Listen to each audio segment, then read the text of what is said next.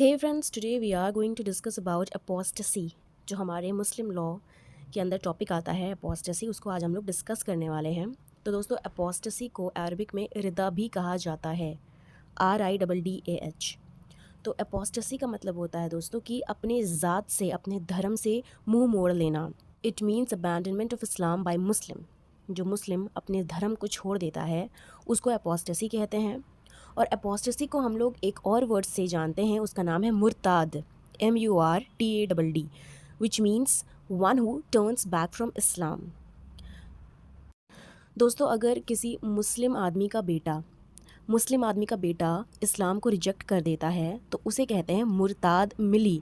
मतलब कि फ़ादर जो हैं वो मुस्लिम है लेकिन उनका बेटा जो है वो धर्म को नहीं मान रहा है, अपने धर्म को रिजेक्ट कर रहा है, उसको कहते हैं मुर्ताद मिली। दोस्तों, तकफ़ीर एक ऐसा वर्ड है जिसे जानना बहुत ज़रूरी है। तो अब तकफ़ीर का मतलब क्या होता है? तकफ़ीर का मतलब होता है, ये एक एक्ट है। जब एक मुस्लिम अपनी ज़ात को बदल कर किसी दूसरे ज़ात में जाता है तो इस पूरे सिनेरियो को कहते हैं काफिर। जब वो अपनी ज़ात को छोड़कर दूसरे ज़ात में जाता है तो वो बन जाता है काफिर, मतलब नॉन मुस्लिम। एपोस्टेसी जो है ये ग्रीक वर्ड से आई है, एपोस्टेसिस, विच मीन्स डिफेक्शन। दोस्तों, it is also called faithlessness, मतलब धर्म से भरोसा उठ जाना, अपने धर्म से भरोसा उठ जाना। और ये टर्म यूज़ होता है नॉन बिलीवर्स के लिए। एपोस्टेसी इज़ अ रेबल, मतलब एपोस्टेसी जो है दोस्तों ये एक रेबल है गॉड और रिलीजन के ख़िलाफ़।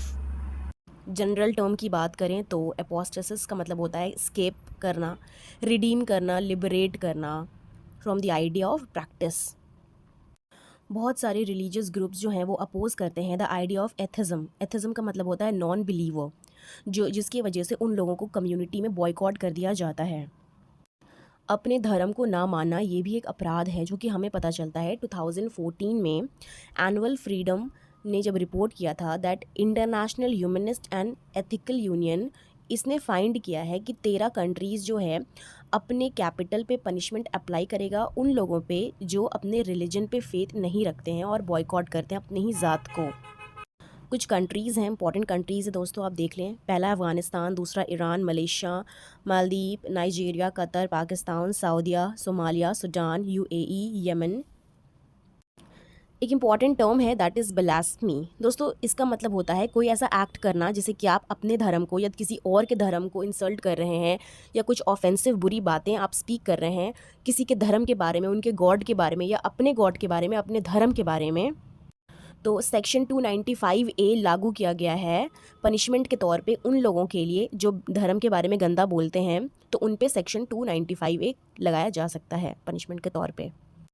तो ये जो सेक्शन है 295A, ये इंट्रोड्यूस किया गया था 1927 में टू प्रिवेंट हेट स्पीच।